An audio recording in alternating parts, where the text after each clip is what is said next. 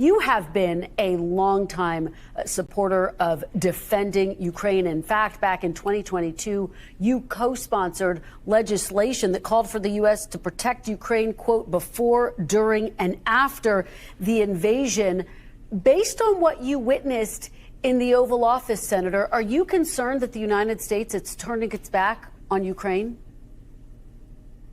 No, we're not turning our back on Ukraine, nor should we. Putin is a murderous KGB thug that murders his political enemies and is a dictator there. And so we've seen that. We've seen his aggression. Countries around him have seen that.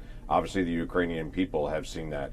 The challenge is now we're at a stalemate. This is a World War I-like trench warfare, and it is best to be able to get to at least a pause. And what I hear President Trump saying over and over again is we need to get to a stop in fighting, find some resolution. I understand Zelenskyy is rightfully concerned that Putin has violated every single agreement he's ever signed and that he can't be trusted. He's looking for some kind of security guarantees, which the French and the UK are saying they want to put troops in.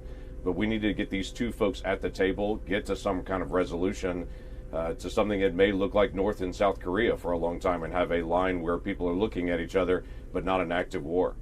As you know, extraordinarily, the Kremlin is cheering what it saw in the Oval Office. Let me ask you about something I just discussed with Speaker Johnson, which is that Senator Lindsey Graham has said that President Zelenskyy may need to resign in order for this peace process to move forward.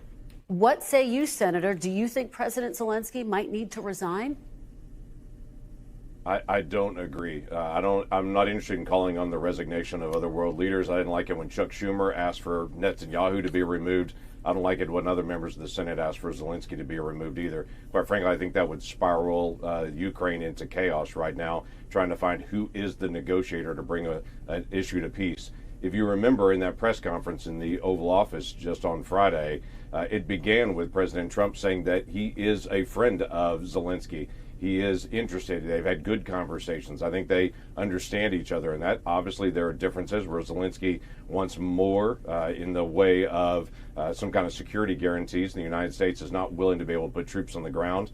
We're not willing to do that, but President Trump obviously met with Zelenskyy first. Everybody was talking about Trump is going to work with Putin.